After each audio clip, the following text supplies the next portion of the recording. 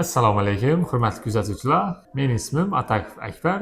Ta'lim sohasida va konsaltingda 5 yildan buyon xizmat ko'rsataman. Shu paytgacha ko'p davlatlarga grant, kontrakt asosida o'zbek talabalarining o'qishga kirishiga yaqindan yordam berganman. Rossiyaga, undan tashqari Polsha, Malayziya, Dubay, Xitoy, Koreya davlatlarida o'qishga kirishiga yaqindan ko'pchilik talabalarga yordam berganman. Hozirda sizlar bilan gaplashadigan mavzumiz kelajak Xitoydami. Mana shu oxirgi 10 kunning ichida ham Xitoyga 15 ta talabani podключение qilganmiz, hujjatlarini universitetga yuborganmiz.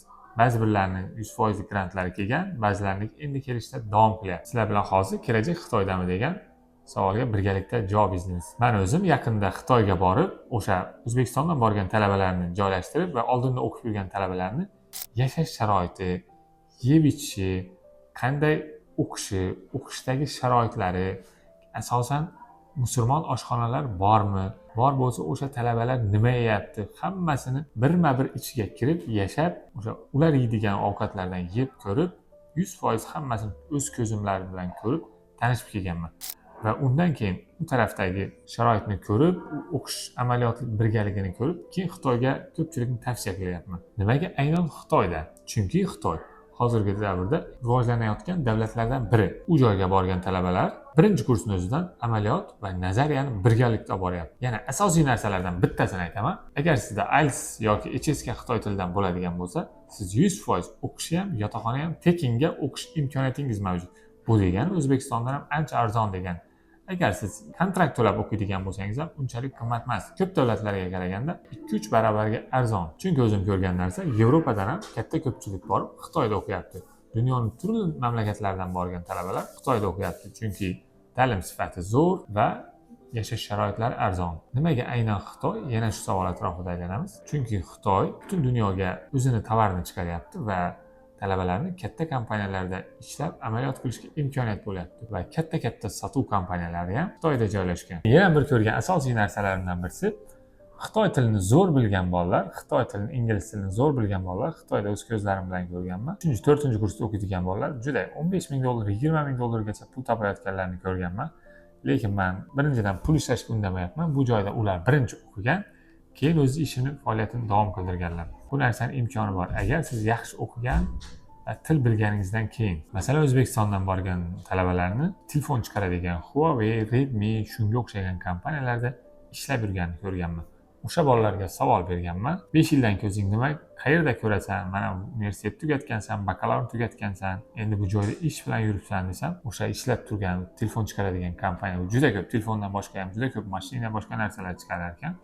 O'sha kompaniyani O'zbekistondagi CEOsi, ya'ni ish boshqaruvchi direktor sifatida ko'rishini aytdi. Bunday imkoniyat ko'pchilik talabalarda va o'qib ishlab yurgan odamlarda bor. Va eng asosiy narsalardan bittasini aytaman. Agar talaba zo'r o'qiydigan bo'lsa, ilmiy ishlar olib boradigan bo'lsa, stipendiya olish ham imkoniyati bor.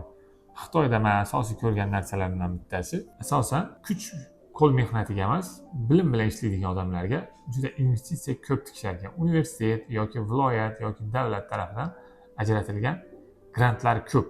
Bu faqat o'qiydigan, ilm izlaydigan talabalar uchun ajratilgan. Talabalarga, ko'pchilikka agar sen Xitoyda borib o'qiydigan bo'lsang, ixtiyoriy majburiy ikkita tilni o'rganasan. Asosiy darslari ingliz tilida bo'ladi, lekin Xitoyda ingliz tilida ham, Xitoy tilida ham bemalol o'qisa bo'ladi. Ikki xil yo'nalishi bor. Lekin ingliz tilida o'qigan talaba ham diplomini oladigan paytgacha Xitoy tilini bilishi shart. Bu bilan Xitoy tili, ingliz tili va o'zining mutaxassisligida xalqaro bozorga tayyor kadr bo'lib chiqadi. Ishga keladigan bo'lsak, universitet tugatgandan keyin Xitoyda o'qigan va chet elda o'qigan bolalarni katta xalqaro kompaniyalarga ishga kirish ustunligi baland bo'ladi. Chunki bular xalqaro kompaniyalarda tajriba olgan va ikkita tilni biladi.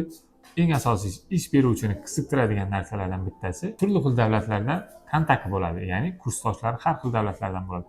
Shu bilan birgalikda imkoniyati katta bo'ladi bularning yaxshi ishlarga kirishga. Nimaga siz Xitoyda o'qishingiz kerak? Birinchi ish beruvchi chet elda o'qigan talabalarni yoki chet elda o'qib kelganlarni olishga harakat qiladi. Chunki ish beruvchini qiziqtiradigan narsa siz ikkita tilni yaxshi bilganingiz va kursdoshlar har xil davlatdan, masalan 25-30 xil davlatdan, 30 xil joydan kursdoshlaringiz bo'lgani uchun ish beruvchiga ham o'sha narsa qiziq. Siz bilan birga o'sha 30 ta davlatga chiqish imkoniyati bo'ladi uni ham. Sizga ish beruvchini o'zi taklif bilan chiqadi agar chet eldagi zo'r universitetda o'qiydigan bo'lsangiz.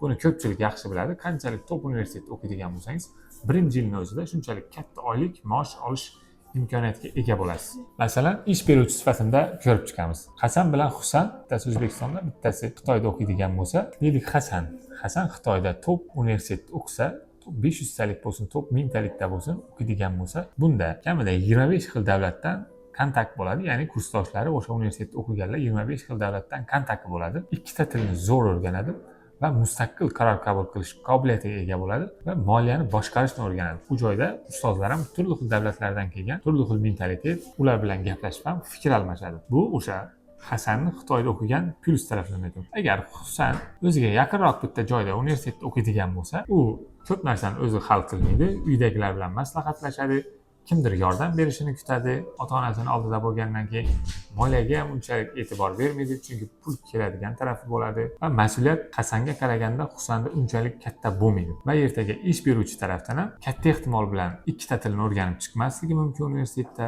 va faqat o'sha nazariyani o'qib, amaliyot olmagan bo'lishi mumkin. Bu bilan birgalikda chet elda o'qigan Hasanning ishga kirish imkoniyati Husanga qaraganda juda katta bo'ladi. Va bunaqa talabalar katta ehtimol bilan men o'zim ham ko'rgan asosiy narsalardan bittasi o'sha Xitoyda o'qiganlar bilan ishlaganman. Ular bir joyga kirib oylikda kamdan kam ishlaydi.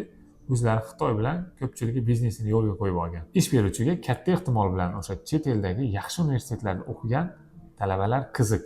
Chunki u joyda o'sha davlatning mentalitetini o'rgangan bo'ladi, o'sha davlatdagi siyosatni, o'sha davlatdagi biznesni o'rgangan bo'ladi. Shu bilan ish beruvchilar u bilan ishlashga qiziqadi va qanchalik pul to'lash kerak bo'lsa ham rozi bo'ladi. Hozirda masalan O'zbekistonda moliyachi, menejer, zo'r aytishniklar va HRlar yetishmaydi. Bular asosiylardan bittasi. Shunga o'xshagan yana ko'p mutaxassislar yetishmaydi. Agar siz o'sha Xitoyda yoki shunaqa rivojlangan davlatlarda o'qiydigan bo'lsangiz, O'zbekistonda bu sohada juda katta maosh to'lanadi va eng asosiysi hozir Xitoy O'zbekistonga kirib kelyapti. Masalan, 24-yil 5000 ga oshiq xitoyliklar o'zini faoliyatini katta firmalari O'zbekistonda boshlagan. O'sha joylarda ishlaydigan bo'lsangiz ham Xitoy tili bilan oddiygina kompyuterda qiladigan ishlarni qilib bersangiz ham sizga kamida $2000 oylik berishadi. Yoki bo'lmasa buxgalteriyangizni Xitoy tilida yoki ingliz tilida zo'r qilib ularga taqdim qilsangiz, u joyda ham men 1 yil oldin ko'rganlarimda $5000 da maosh olishganini ko'rganman. Xitoy tili biladigan yigitlarning buxgalteriya sohasida. O'zbekistonning o'zida oddiygina kasbini qo'shmasdan Xitoy tilini zo'r biladigan odamga kamida $1,500 viloyat miqyosida oylik to'lashyapti va hamma viloyatlarda Xitoylarning zavod, fabrikalari ochilyapti.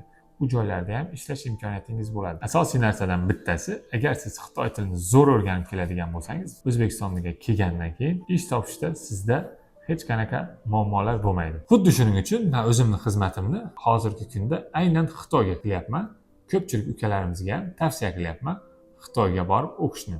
Magistratura bo'lsin, til kursi bo'lsin, bakalavr bo'lsin, Xitoyda o'qish hozirgi kunda O'zbekistondan ham arzon. Chunki agar sizda IELTS bo'ladigan bo'lsa, 100% grant asosida o'qish mumkin. Yoki bo'lmasa magistratura o'qishingiz mumkin, til kurslarida o'qishingiz mumkin. Yoshingiz sizni magistratura, bakalavrdan katta bo'lsa ham 1 yil pulini to'lab, bemalol Xitoy tili kurslarida universitetni qoshida o'qib kelib, O'zbekistonda o'z faoliyatingizni Xitoy tilida ham davom qildirishingiz mumkin. Agar sizga ham Xitoyda o'qish, grant yutish, til kurslariga borish yoki magistraturada grant yutish qiziq bo'ladigan bo'lsa, pastda nomerlarimizni qoldiraman. Bemalol telefon qilib konsultatsiya olishingiz mumkin. Yana Xitoy haqidagi videolarni o'tkazib yubormaslik uchun menga obuna bo'ling va like bosishni unutmang. Katta rahmat e'tibor uchun.